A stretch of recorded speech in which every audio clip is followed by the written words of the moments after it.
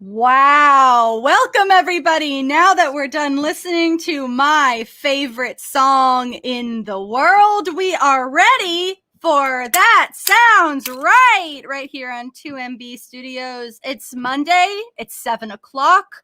All of that is correct information. And with me here tonight, I have my co-host, Will. Actually, Will, are you here tonight? Will actually reporting for duty. Misinformation. You're starting off with right information already. I am so excited for the show.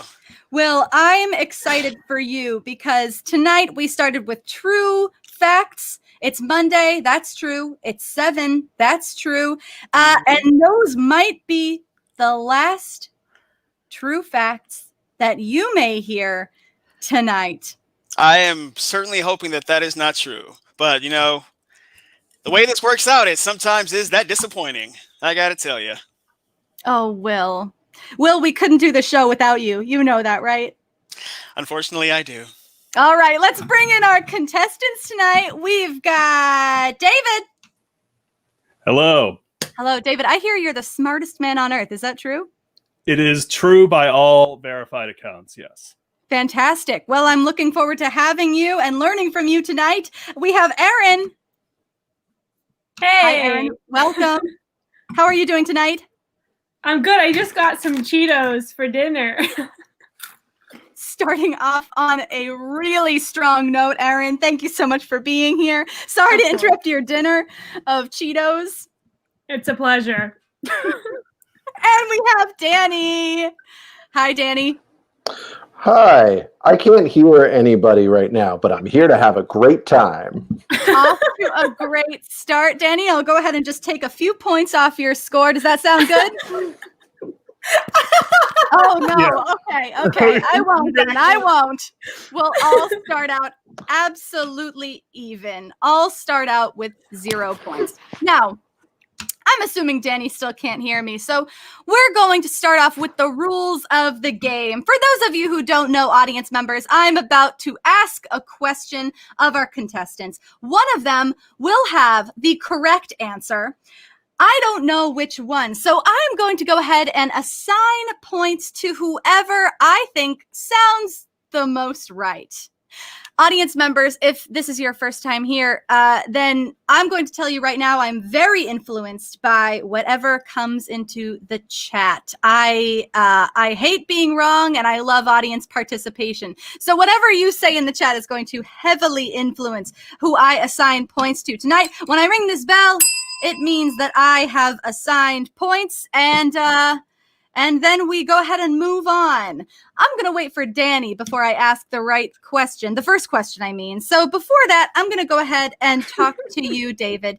David, do you have anything that you want to tell the audience? I do.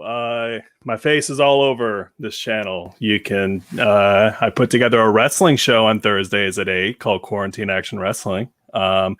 And this Friday at 6:30, me, Sumit, Saren, and Ryan Daly are going to be playing Hitman. Yeah, it's a dumb video game. And on Fridays at 10:30, I co-host a talk show with Tookie Kavanaugh called The Rehash. Oh, I love The Rehash. Yes, I do. I have to watch Coffee and Kareem this week, and it looks very poor. So it looks very poor. You're David, I can tell already by the language you're using that your reputation has not been exaggerated. It has not at all. You seem to be incredibly intelligent. Yes, only all smart. a sham. It's a sham. Erin, do you have anything that you want to tell the audience before we get started? I don't have any upcoming shows or anything like that, but I figured I could show the audience one of my doodles that I recently doodled in my notebook. I'd love to. Would you guys like to see that? Of course we would. So for those, I'll just tell you guys what's going on in my life. So for those that don't know, I'm in school right now, and I'm getting a master's, which is dope. And it's in graphic design. And so I'm starting my thesis at the end of January, and I have to do this big presentation to start.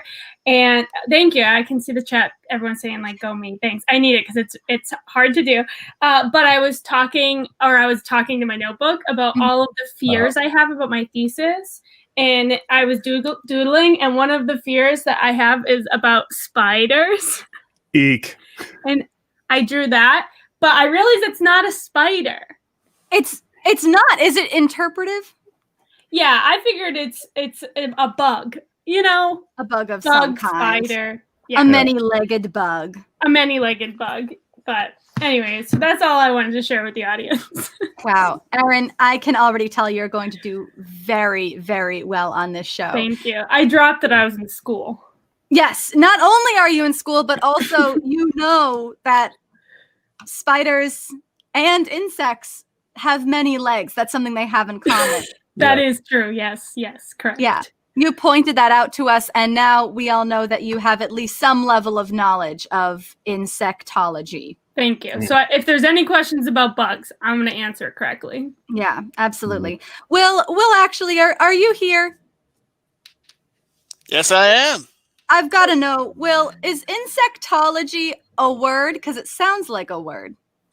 I believe there is a word that's similar to that is actually real. There it is. Entomology. Yes, okay. yeah. Entomology. Now, Different than etymology. different. It is different than etymology. Etymology, of course, is the study of ets. Entomology, we're hearing, is the study of insects. But Will, I have to ask you something. If I were to say insectology and entomology, which of those would sound right to you? I have to actually say that insectology sounds right. Insectology does Wow. sound Insect right, is doesn't it? actually in the word, yeah. Yeah. It's completely wrong, but unfortunately that doesn't matter. And this is the way you frame the question. So It does sound right. it Aaron breaks and my I are heart a just little going to bit. say insectology the whole game now. Yes. What'd you say, David? We're just going to say insectology the whole game now. The whole game. Please, No no. matter what. I would encourage you to do so. I'm going to go ahead and give myself 5 points for sounding right. Nice. Wait, Kaylee, or misinformation, have you ever won the game? I never have. The audience never gives me enough points. That's too bad. But as far as I'm concerned, misinformation has almost won the game by getting at least 3 or 4 actual answers right. So that's what matters most to me. Yeah. That's true. True. That's You get the Will Actually award. Hmm. Yeah, if I can pick out 4 correct answers, Will's pretty happy with the night. Really, if she could pick out all the correct answers, I'd be very happy. But we do the best we can. Yeah, Sure. that's just not realistic. That's Yeah. that's simply just not realistic.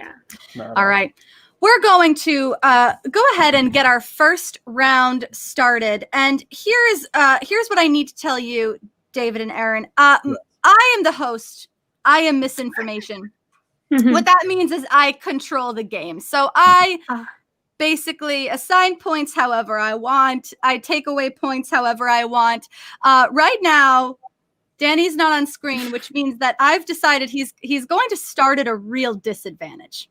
Oh, good. As he should. I think Danny deserves that. I agree, Aaron. And, I'm the host. It really comes down to what I want to do. So I'm going to go ahead and read you the first question. And I'm going to ask both of you to give me an answer to this first question. For sure. And here is the question. Okay. What does URL and HTML stand for? Mhm. Okay. Yes. Mhm. What does URL stand for and what does HTML stand for? I'm going to ask both of you to give me an answer to that question. David, I'm going to come to you first. What does URL stand for?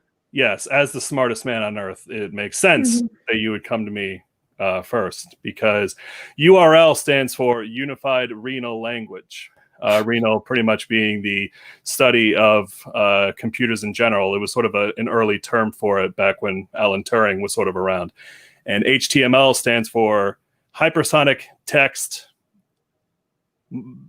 Manuscript Language. Sorry, it's four words that are very correct, and it just makes it sort of difficult to say. I just want to make sure I have these correct, David. URL stands for what? Unified Renal Language. Unified Renal Language. And renal, of course, means... It's the study of computers. It was an early term for it. It's not so much a term now. It was more when Alan Turing was around. Of course. Yeah. And HTML stands for... Hypersonic Text Manuscript Language. Aaron, you're laughing. You're laughing already. Yes, because that is absurd. It's purely incorrect.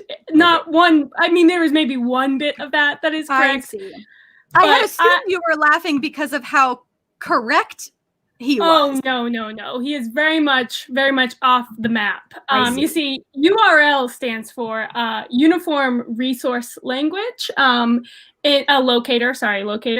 And that is because a URL is the location at which the resource, which is the site that you are getting to, that is like the label of what the URL. It's a resource, and it's a uniform way of finding the resource location. I swear this is correct. Aaron, are you laughing right now because you're so correct? You're laughing at how correct you are? I'm laughing at how correct I am. Wow. Of course. How incorrect David is. And it's comical to just see the difference between the two of us. Moving right along to HTML. Yeah, please. HTML, David, you weren't as far off as I assumed you to be, but it does not stand for manuscript language. Instead, it is actually a hypertext markup language. So not too far off, but still not correct. And what HTML, what that markup, not manuscript, is because it is the markup of the actual coding, and it's the way it is. Hello, Danny. Oh, hello. Sorry to interrupt you, Aaron. Yes, no, that's quite all right. I was just wrapping up. So hypertext markup language is HTML. Thank you. Thank you so much, Aaron. Danny, you have perfect timing here. we're actually on our first question, and I'm going to repeat my that goodness. question for Oh, you. thank you so much. I'm so excited, and I apologize. I was reading too many books, and I was just late. So very sorry about that. But again, honored to be here, and really excited for this first question. It's happened to all of us before. This first question is, what does URL and HTML stand for? Oh my God, I love this question. Thank you so much.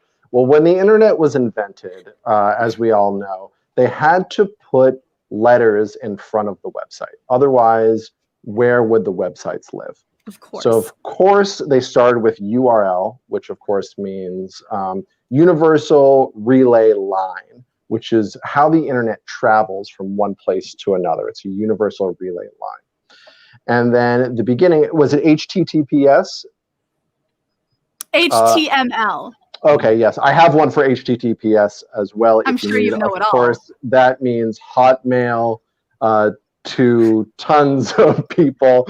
Anyways, HTML, of course, stands for how the mail looks. And it is just so we can understand more than anything else how email looks, because originally that's what the internet was for. It was for email and email. nothing else. That's right. That's right. And that's what those two acronyms mean. Thank you so much for having me, Danny Bellel. Thank you so much for that answer, Danny Bellel. How the mail looks, that sounds exactly right to me. Unfortunately, you're not getting a lot of support from the audience. Now, like I know. Doesn't make a lot of sense.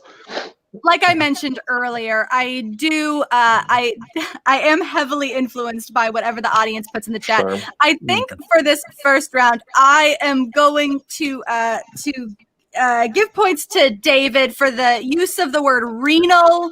Absolutely. Oh, Rachel just said Aaron, and so no, everyone's saying Aaron. I haven't rung the bell. Oh, wow. That is how the game works. I almost always go with the audience, and 3 people in a row just said Aaron. 4 people. I'm so sorry. It's all over. Thank you, audience. Thank you. Thank you. Well, actually, I'm in school. Aaron is in school, so that's I'm a in good school. thing because she is right. Wow. Wow. And also, renal is related to the kidneys, so that should have nothing to do with URL Sad. are the kidneys of the internet. I Really. knew it didn't. Well, I'm really glad I went with the audience on that one. And that should show everybody just how quickly this game can change, because David almost just had a hefty lead. And instead, it's Aaron and no one else has anything. We're going to go ahead and move on to the next question, which is, in America, which day of the year has the most amount of birthdays and which day has the least amount of birthdays? So we are looking for 2 dates, the most amount of birthdays and the least amount of birthdays. Aaron, I'm coming to you first on this question. Who has the most and least amount of birthdays, date-wise? Okay, yes, absolutely. So the day that has the most amount of birthdays is actually going to be on September 9th. Not to be mistaken by September 11th, September 9th. And that is because if you count back to where a baby would be conceived for that to be the birthday, that is around the time of a holiday vacation. Most couples do have intercourse during vacations. That is the most amount of time that couples engage in their love making. And then the least, in fact, would actually ironically be December 25th. And that is because that day is saved for Jesus's birthday. Saved. So people don't have babies on that day because they, out of respect. Yeah, it's just everyone has respect, and people just are like, just wait until the 26th or come a little early today so we can celebrate Jesus instead. Thank you so much, Aaron. That makes perfect sense to me. The vacation intercourse, I understand why that would be correct. Danny, what's your answer for this? Thank you so much for asking me misinformation. And although I do agree with Aaron that most couples do have intercourse over vacation, they usually use protection over vacation because they're not trying to get pregnant at that time. That would be ridiculous because it's a vacation. We're not trying at that point. This is for us. It's not for the children. And so although I respect Aaron's viewpoint, I disagree with it for that reason. The actual answer, of course, is that December 25th is the most popular day for a birthday. Again, disagreeing with Aaron. so many people want their children to be like Jesus in so many ways that they really shoot for that and plan for it as much as possible. The least common birthday is actually December 26th, because so many people are shooting for Christmas for December 25th, and so few people get it wrong. I see. So few people get it wrong. That's correct. Yeah, birth is a pretty exact science, as we all know, and when a baby shows up, I'm sure you can all agree, happens pretty much right when it can be expected to. So most of the time. That's right. That sounds right. David, what's your answer? Misinformation. I have a lot of respect for my other contestants here, but they are hilariously inept at this question because, honestly, like Aaron was saying, with Christmas being Jesus's birthday, everybody enjoys birthday sex. In fact, that's where it came from, with Jesus being born on December 25th. They celebrate that birthday by having sex and writing the song Birthday Sex. So oftentimes have sex on December 25th, meaning that the most common birthday is in fact September 25th. And in fact, the least common birthday is actually August 22nd, because as we all know, when the family gets together for Thanksgiving and everyone is packed into one house, it's very hard to have sex without everybody else hearing it. So oftentimes you have to wait until Christmas. I see. Danny, I'm going to get to your question in just a second. I just want to clarify one thing, David. I just want to make sure that what you said was that the idea of birthday sex first came from having sex on Jesus's birthday. Absolutely. If you slow the song down a lot, it's Jesus's birthday sex. Okay, Danny, what was your question? It's not a question so much as a rebuttal to David's point, which is he's saying that a song is more influential than Christianity as a whole or Jesus Christ, which, as we all know, is very ridiculous. We live in America. You've never heard birthday sex. I don't want to get into that right now. First of all, I haven't heard the song, but second of all, religion, of course, trumps music. Thank you, misinformation. That's a great argument. I really can't argue with that. I'm going to go ahead and give 5 points to Danny for that very sound argument. Religion is absurd. What? Religion is a really prevalent idea, and I think it all just fit together. It all made sense the way Danny said it. Yeah, just to remind you, misinformation, I said December 25th was the most common and December 26th was the least common. Yes, that is very true, is what Danny just said. Right. And based off of that, he is wrong. It's actually Aaron who was correct on that one. What? Surprise! Aaron, you said that Christmas was the least common birthday? Christmas is the least common birthday, yes. Wow, so I was opposite, right? Yes, you were inversed. Not bad. Not bad at all. Let's go to the third question in the first round, which is, how many children does the Greek god Zeus have? We're just looking for a number here. How many children is it? Greek god, his name is Zeus. You might have heard of him.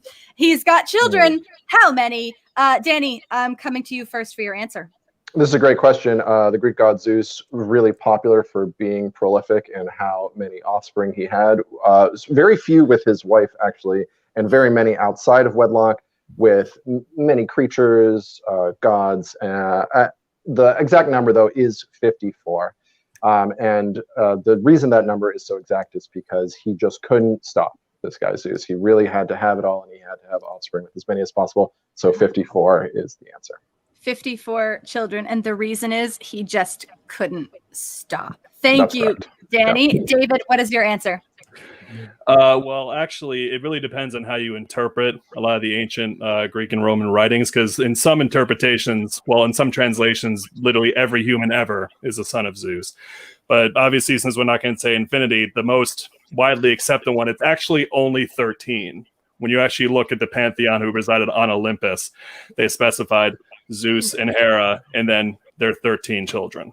13 children. Danny, you have a rebuttal. I do. David was recently talking about how much more powerful music was than religion, is now purporting to say a lot of things about religion, so I just want that on record. I'd just like to clarify, does Danny plan to rebuttal every one of my answers? It's quite possible. Aaron, what's your answer?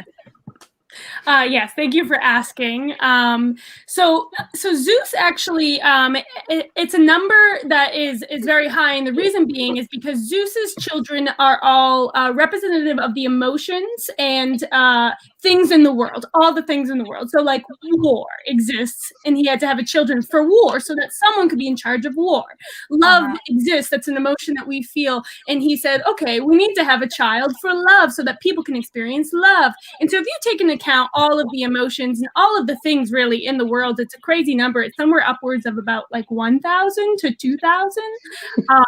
And he honestly keeps going. Every time there's a new emotion, we've got a new Zeus baby out there in the world. Okay. Every time we have a new feeling. So would it not be infinite, his number of children? Well, right now it's finite, but it's continuing. It's not infinite yet. But it will be infinite? He'll never not be able to have children as long as the world keeps going. But if we destroy our own planet, then he won't have any more children. I see. So because of the potential impending doom, we can't Correct. quite call it infinite. Correct. Okay. All right. So we have three really different answers. We have Danny said 54. 54. 54. David said 13. 13, yes. And Aaron said 1,000 to 2,000 slash infinite. Wow. Yeah. That could be somewhere. true. Covering the spread. Yeah. That could be true. That could be true. To me, I know that Zeus liked to get it on. That's something that I really know. Zeus was all over the map. 13 sounds like too few in terms of I think, sex-wise. Mm-hmm. Well, I want to rebuttal Danny's response. Yeah, Aaron. That every time you have sex does not mean you'll have a child. So Zeus could be having a lot of sex and not be having children. I want to give points to David. Okay, Aaron gives some points to David. I'm going to take note of that. In the meantime, I'm going to go with the chat on this, and I'm going to give points to Danny. 5 points to Danny for 54 children, which to me sounds right. Well, actually, here, Wow. according to Something Greek like- mythology, it is 54. Yeah. Wow. Danny, I had no idea you actually knew that. Yeah. Well, it's crazy that it wasn't 1,000 to 2,000. Yeah, that was a close second answer for me. Yeah. David, 13 was just too few. Mm. That god's a dog, you know? I mean, he's not a great dad. He doesn't call them his kids. Wait, why am I defending myself? Never mind. You know what? I gotta say, we just finished our first round. Danny, you came in at a disadvantage, and you have now taken the lead. Oh my This God, is I'm honored. embarrassing. Thank you so much. Do you have anything that you want to share with the audience? I have so many things that I'd like to share with the audience. Most specifically, myself and my very good friend Greg Scott have created a website called 3weeks.courses where we have online classes and everything from mindful movement to home finance. And you can find all about them at 3weeks.courses. I'm just really happy to be here. I haven't seen a lot of people in a long time. And it's just nice to laugh with people while doing some make 'em up. So thanks, everybody. Thanks, Danny. That's really nice. We're really happy to have you here. Everyone in the audience, go ahead and log on to 3weeks.courses. Take a little class, learn a little something new, and tell them that 2MB Studios sent you. And here's my wink. Not bad. We're going to dive into round 2 now. Round 2. Here it goes. On the set of The Godfather, a particular prank was very popular among the cast. What prank was it? What was the prank, David? Well, I mean, what's a more classic prank than just mooning? And for those who don't know, mooning, you pull down your pants, you display your butt to all within view. And it was very, very popular with Marlon Brando and Robert Duvall. Actually, they were a couple little pranksters on the set, and there was a scene. I think it was at the wedding, and there's all those extras in the church, and they're about to shoot, and Marlon Brando just pulls down his pants and reveals his butt to everybody, and that's where the line from The Godfather, where he's like, "Look at how they mooned my boy," came from. That last part was a joke. Everything else was actually I am. Oh. Okay, David treated us to a joke there, but your for real answer is show the butt. Show Yeah, Show the butt. I added a joke there. Show the butt. Show the butt. Show the butt. Mooning. Got it. Yes, I added the Mooning. joke because humor is the greatest sign of the vast intelligence. Thank you, David. Thank you for that fun Wow. fact. I just wanted to be on record. I have no rebuttal to that. I agree with Good. David. I have a different answer, but I agree with most of what he Okay, said. we'll Yeah. see if anyone can top show the butt. Erin, what's your answer? Yeah, although great answer, David. Truly, but it's just not right, and I wish it was. But unfortunately, the prank that The Godfather always had on set was, if you don't know or have never heard of the penis game, it is when people within one room all engage in a game, and the rules of the game is you're supposed to say the word penis out loud, verbally and audibly, for others to hear, but you also try to make it so that nobody knows it was you. And on the set, they would often do it during the actual filming, which is very intriguing because if you have ever paid attention, no one ever notices, but if you turn the volume up really, really loud while you're watching The Godfather, you can sometimes hear someone say the word penis. Wow. Yeah. You know, we have two tough answers to beat so far. We have show the butt and say the penis. I don't know which to pick. I'm not going to decide yet because first I want to hear Danny's answer. Danny, what's your answer? Thank you so much for this information. I'm really glad that you're coming to me because director with the integrity of Francis Ford Coppola, who we all know directed The Godfather, would he allow something as ridiculous as show the butt? No, I don't think so. Would he allow something as ridiculous as the penis game? Absolutely not. How ridiculous. We're all theater people here, and I assume many people in our audience are theater people, and I know you're familiar. I actually did this myself, and this is the prank that was done on the set of The Godfather, where you have a condom in your hand, and during a scene, you pass that condom from one person to another without letting the camera see, without letting the director see. And because Francis Ford Coppola he had such gravitas, he was so well renowned, they had to resort to pranks to hide them from the director in order to get away with something so ridiculous. So it was, in fact, seeing how many times they could pass a condom from one actor to another during a specific take or scene. Wow. We have a really good point in the chat coming up. Tina Talon says condoms are so expensive. Actors don't have that kind of money. That's a great point. Thank you so much for that. I want you to remember that the caliber of actor, this wasn't, Danny Boyle, the down and out actor. This was Al Pacino. This was Marlon Brando. These actors had the funds with which to purchase condoms. Danny, I consider you in the same league as Al Pacino, for the record. Please don't do that. David, what's your rebuttal? Actually, yes. In terms of acting ability, Danny Boyle is in league with Al Pacino, but in terms of intelligence, he's not in league with me. Because wow, do you really expect this fine audience to believe that in perhaps the greatest film ever made, the editors had to work around accidental condom shots and penis voice? Okay, you know what, David, I think you're right, and I think the show the butt sounds like that could be true. Actors love to show their butt. We all know this. Between show the butt, say the penis, and pass the condom, I'm stopping everything. I'm giving 5 points to David for show the butt. That's the best answer David's given so far today. It's not. We'll actually hear. Show the butt is correct. Wow. Yes. Oh, Wow. I knew it. I knew show the butt was right. Yep. It's not even like much editing would have to happen. If they were good at it, it would be like handed off. It's all right. Yeah, but how cool would it be if they were saying penis the whole time? It would be cool. Aaron, I liked your detail about penis in the background. I was about to go search The Godfather for penis sounds. Next question is, what was the first appearance of Harley Quinn, the Joker's sidekick from Batman? Harley Quinn, the Joker's sidekick from Batman. What was the first appearance, Aaron? Oh, thank you so much for coming to me first, because I know this answer. And it is the first appearance of Harley Quinn. A lot of people don't know, but it actually was in the very beginning. And it is when the Joker was not even the Joker yet. And they're on a date in a cafe in the back of the film. Period.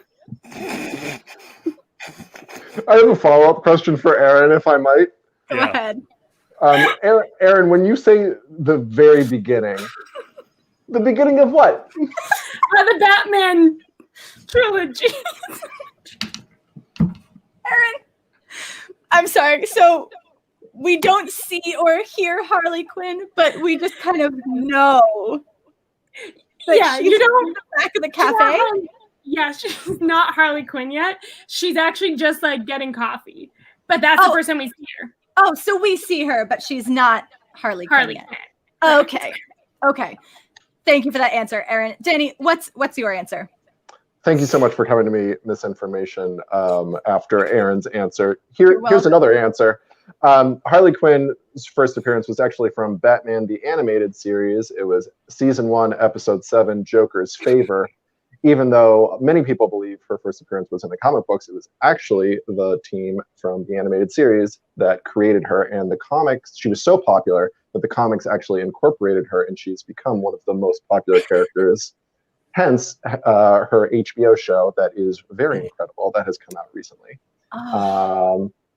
And she went on to appear. Aaron is correct that she has appeared in movies before, but it was not her origin. Oh, I really think that might be right. That sounds right to me. David, what's your answer? See, you've heard 2 answers, but here's the correct one. See, the crazy part actually is that Harley Quinn's recorded first appearance is not in Batman at all. It's in a Superman series, Superman: The Death of Krypton. And she is entirely just a background character at the Daily Planet where Superman worked. And they just used that same model then, and they wrote it into Batman, and they basically entire design off of her, and then they just put it right in there. Why was she at the Daily Planet? She was another reporter. She was sort of in the background. Like a lot of the shots there, like he worked at a cubicle, so like you always just saw a bunch of people, and she was just in the back, and they just liked the design. They reused it just as a placeholder, and it just evolved into becoming Harley Quinn. Oh, those are 2 really good answers. Mm-hmm. I say 2 because it's just not Aaron's. Aaron, I'm so sorry, but your answer does not sound right to me. Yeah, David and I Danny don't know don't much. sound right.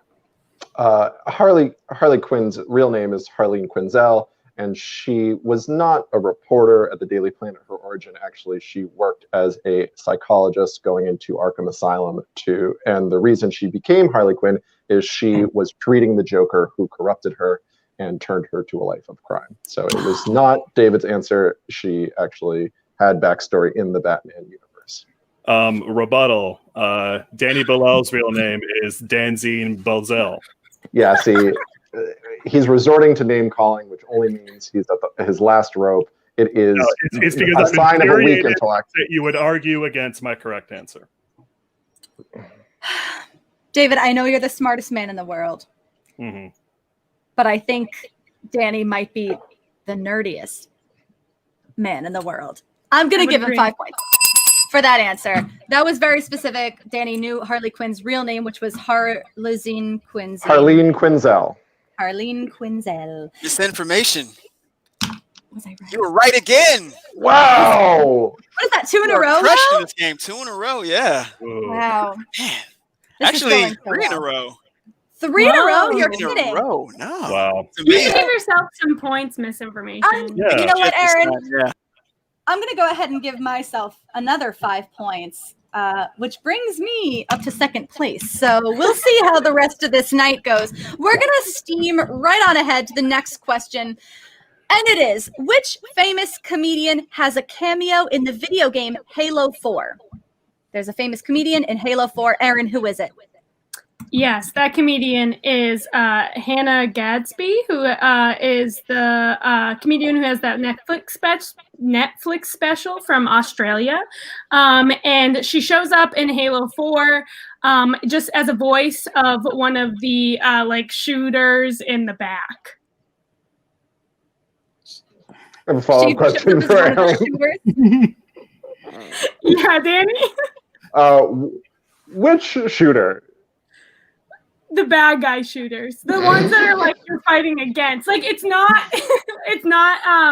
like you're not. Her voice is like used for the bad guys. Okay. Actually, they take their voice and they like manipulate it so that it can they can use it multiple times over in the back. Got it. Yes. Danny, what's your answer? Thank you so much, Misinformation, for coming to me for an answer. It, of course, is Kevin Hart. Kevin Hart very famously loves playing video games, plays them with his children, and when given the opportunity, is a big fan of Halo 1.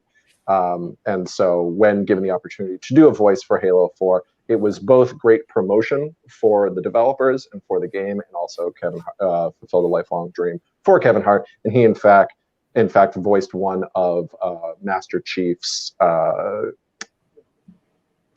teammates while going through. Yes. Interesting. David, what's your answer? Misinformation. My fellow contestants are partially correct, yet entirely wrong. Because honestly, it was Conan O'Brien. Conan O'Brien, who famously does not like playing video games, hence the creation of that whole series, Clueless Gamer, where basically he plays video games and he vents about them and he gets mad about it. And it just sort of blew up. And in Halo 4, he goes to... when you're playing as Master Chief, if you go to sort of like a docking area before one of the drop ships, they call them Pelicans, take off. And if you hang out next to two dock workers, it's actually him and Andy Richter. All right. Yeah, David, that sounds right. I mean, no, we're done. David, that all sounds right. That was a lot of details. I don't even remember who you said, but I'm going to give you 5 points. David's a pelican. It's Kevin Hart. Pelican? Yeah, he said pelican. That's ridiculous. He's a pelican. It's Kevin Hart. No. Once I had heard enough. Conan, right, yes. That was the answer. That was the 5 points that I gave. It sounds right. Well, actually, here, it is right. It was Conan. Nation, you are nailing this game. I think it was Hannah Gadsby. I'm so happy. Wow. I might actually win this game because of how proud I'm feeling of myself. I might have to just give it to me. We'll see. We're going to move right on ahead to our third round. Full steam ahead. And the next question is, in the US, on average, how much does a woman spend on tampons throughout her lifetime? Is the question. Okay. How much money? I assume money we're speaking in terms of dollars and cents. How much do we spend on tampons? Aaron, I'm going to come to you. Yeah. No. I'm sorry. I'm coming to Danny first. I'm coming to Danny first for fairness. Danny, what's your answer? Thank you so much for coming to me for this. How much does a woman spend on tampons over the course of her lifetime? Too much is really the answer, if we're being honest. But if you're looking for an exact number... I believe I am. Very well. I'm going to put that exact number, her whole lifetime, average lifetime. Well, I submitted this, so I should know the answer, of course. The answer, of course, is $500,246.76 if we're including tax, which I hope we are, because this is America. That's 76 cents is the tax. That's right. I've bought tampons before. Of course. David, what's your answer? Thank you, Misinformation, for going to Danny before me, because really what we've all just learned is how hilariously incorrect he is yet again. Because it's actually $500,246.77. And I don't want to bring Price is Right rules into this. I'm sorry. Can one of you say this number again? 500,000. $246. 246 and 76 / maybe 77 cents. The Price is Right rule. Correct one, yes. Okay. Thank you for those answers. Aaron, I don't think we need to necessarily, and I don't want to interrupt as a man, but I feel like David and I have already gotten the correct answer. What I was just about to say actually is if we just sit here and do a little bit of math, first of all, $500,000 through a woman's lifetime, I don't know if I'll ever see that.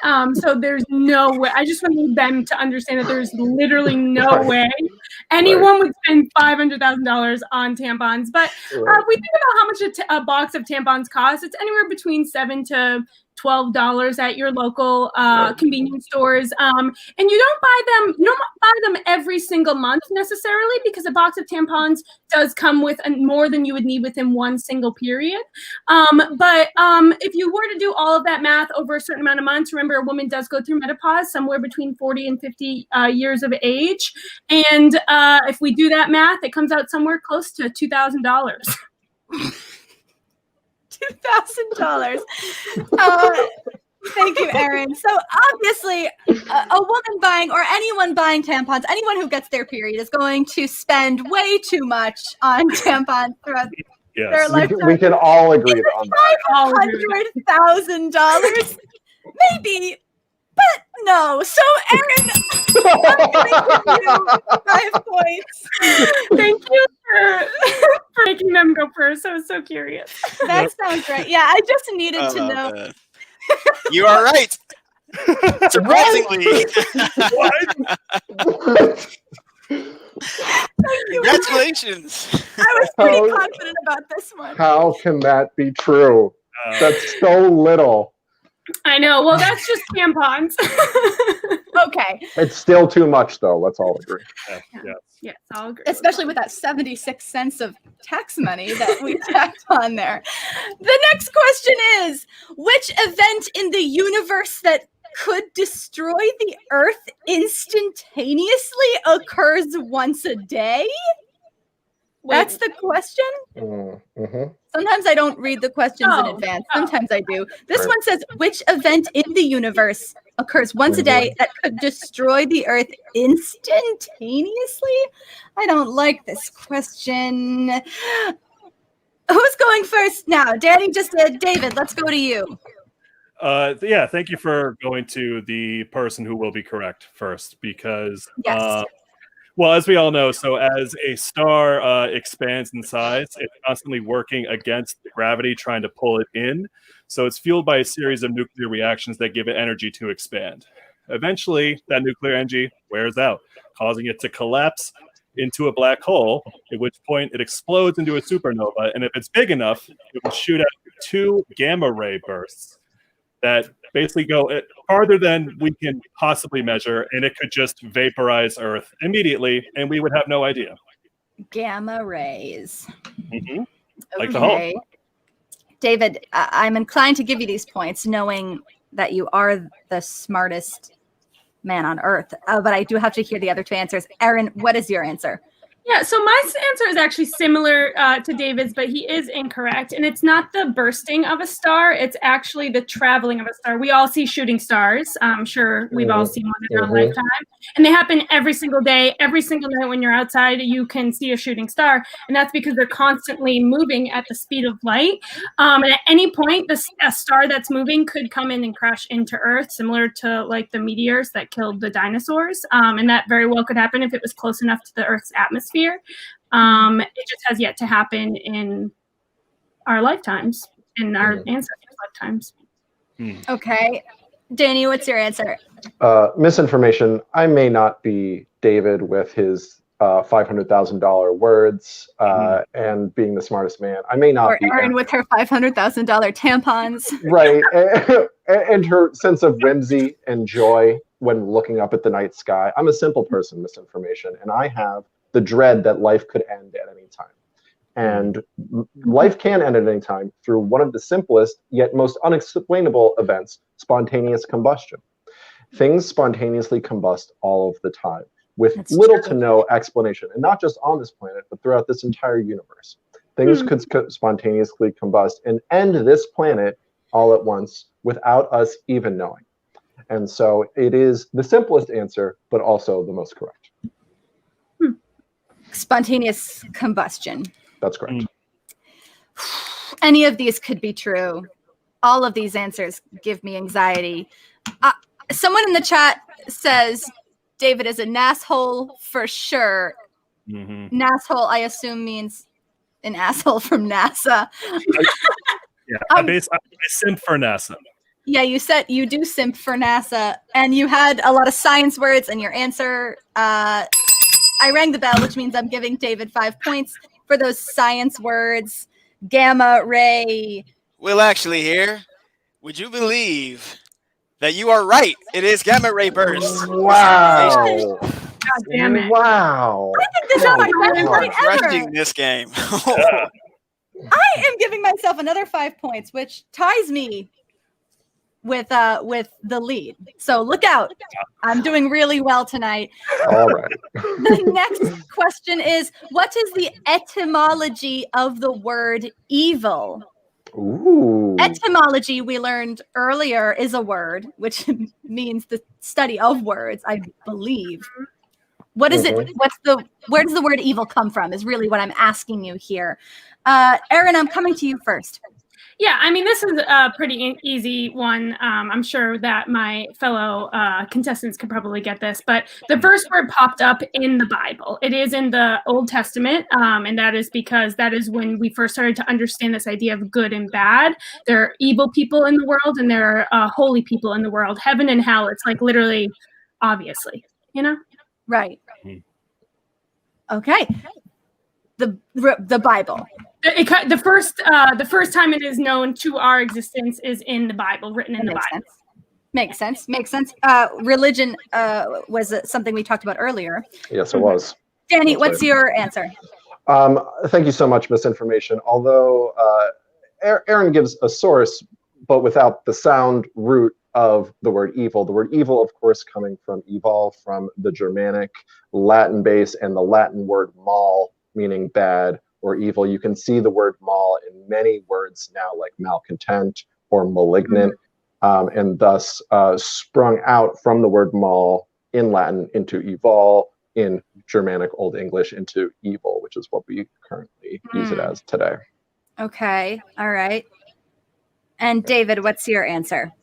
Thank you, Misinformation. Both my other contestants both gave you words and sentences, but nothing correct, because actually the etymology is it's actually from ancient English literature, and basically a lot of fantasy world that we know now, like the archetypes, like gnomes, dwarves, elves, all came from ancient English literature, and there was a race of demon-esque satyrs called the Eridur, and the Eridur sort of were like it was like an offshoot of religion, like Danny was saying, but just very meant to represent a fictional representation of Satan, demons, and everything. And it was from the word Eridur that evil was the word used to describe the Eridur. Just to give you a little context, Misinformation, the Eridur is actually the race of demons from World of Warcraft and not from ancient English, as David is trying to make you believe. Information, just to give you some context, Danny is incorrect.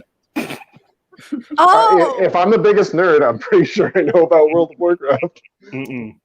Oh, Danny, I'm glad you told me, because I've never played World of Warcraft and I would not have known that. Erin is in the lead in my mind right now because we already touched on how important religion is. Danny's etymology argument was emal. That doesn't sound anything like evil. Where did the V come from? Yeah. It's Germanic. They added letters all over the place. What the hell, Danny? Okay. That's how language works. Okay. That Okay. seems a little... Misinformation. I just want to say you're on a roll right now, and if you want to continue that roll, this answer is the correct Misinformation. God is watching. I don't know if that'll sway Misinformation, but okay. Everyone in the chat is pushing for Danny, so I'm going to go ahead and give 5 points to Danny, because I whenever I go against the chat, You're not going to be sorry. You are not going to be sorry, because you are right, and Danny is right. Oh, Congratulations. wow. This is a wild night. wild night. I've ever gotten so many correct. Misinformation. Do you realize that you only got one wrong this game? Are you kidding me? That is phenomenal. Wow. Yes. I'm gonna give Hell myself a diploma from 2MB University after Yeah. tonight. But I do want to dub a winner. We have a few minutes left for our bonus lightning round. Audience members, here's what you need to know. You are the ones to give points during the bonus lightning round. Danny is currently in the lead. Erin is currently in last place, but it is anybody's game. It's close enough right now that it can be totally upset by whoever gives points in the chat. To give a point to somebody, just type their name into the chat. I'm going to add them up afterwards. Here is our bonus lightning round. You get 1 second to answer. And here we go. What is this, Danny? Oh, that's a bug. David, what is this? That's a jumping jungle spider. Erin, what is this? This is the martini spider. Bill, what is this actually? It's a crab spider. It's the crab spider. Thank you. It's a bug. Next question. Here we go. Danny, what is this? Oh, that's a torture chamber for a baby. David, what is this? That's Da Vinci's portable toilet. Erin, what is this? That's the first loom to be able to bead things onto Oh, yeah. What is this actually? It's a washing machine. It's a washing machine. A washing machine. Thank you. Next question. Danny, who is this? Oh, that's a young lad. David, who is this? That's Ash Ketchum's younger brother, Roy. that is Where's Waldo when he was a child. Mhm. Yep. Bill, who is this That's actually? good. That's a good guess, but it's Speed Racer's little brother, Spritle Racer. Ah, yes. Idol of Racer. course. Next All that. question. David, where is this? That is the Mall of Venice. Erin, where is this? This is in Tokyo. Danny, where is this? This is the Mall of America, which has been abandoned and filled with water. Oh, Bill, what is this actually? That's the Marina Sands Hotel in Singapore. That Thank makes you. sense. Singapore. I almost said Singapore. Danny, what is this? Oh, that is the moon of Saturn called Titan. Erin, what is this? This is the moon of Venus called Barley. David, what is this? That is the desert planet Tatooine, home of Luke Skywalker. Well, what is this actually? David is correct. It's Tatooine. Whoa! Desert Good planet job. Tatooine. Now who's the nerd? Yes. Next question. What is this? David, what is this? That's the big ass mosque. Erin, what is this? The Taj Mahal. Danny, what is this? That's me on a Thursday night if you play your cards right. Will, what is this actually? That is the Hagia Sophia in Istanbul, Turkey. Oh my God. Come on, everybody. Come on, look alive. Erin, what is this? That is an ape, a gorilla. David, what is this? That is my skull. Danny, what is this? That's an Australopithecus skull, as Hmm. would from evolution. Will, what is this actually? It is definitely from evolution, but it is a Denisovan skull. Last one. Last one. One more question. Last one. That was actually the last one. Oh! Last one. We are done. We are done. That was our last question. I am going to add up these points. Will, what did you think tonight? Almost everybody got points for their right answers. Almost everybody got points for the right answers. This was the best game for me because I'm usually so disappointed by the amount of wrong points given out. So thank you so much, Misinformation. Thank you all so much for being so convincing this week. It was truly an amazing game. Do y'all have got your anything back, you wanna Will. say? Appreciate it. I had a lot of fun, and I learned a couple things. Most importantly, how much tampons cost. Hi, Danny. The takeaway of the game. Yep. I think That is we're great. all the smartest person on earth now. Oh, that's sweet. Yeah. I learned a lot about video games hmm and Zeus. hmm Um, that's it. That's all I learned. I'm still I- eating Cheetos. I can't believe they actually mooned people on the set of The Godfather. That's crazy to me. Yeah, Yeah. that is wild. I really don't Wait, know why I know that. when I chew, can you hear it? Because I have my headphones in. Ready? Yes. Yes, we Yes. Like loudly. Loud enough, I think. Yeah. Yeah. All right, everybody. can. It's all over. And this is a historic night indeed. Not only am I getting a diploma from TUMB University, but we are also going to give one to David Thomas. Wow! Oh. Narrow lead, won by 1 single point in the bonus lightning round. Absolutely bananas. David, you've graduated. You've matriculated on this show tonight. You will be graduating with the diploma from TUMB University. I am going to be as well for this great job I did. Will, I'm going to give one to you too. Everybody did such a great job. Danny and Aaron are going home with absolutely nothing tonight. Thank you so much for joining us and these 3 geniuses on this show tonight. Stay tuned for Poof, the magical game show happening at 8 p.m. and join us next time on That Sounds Right. Good night, everybody. Bye. Good night.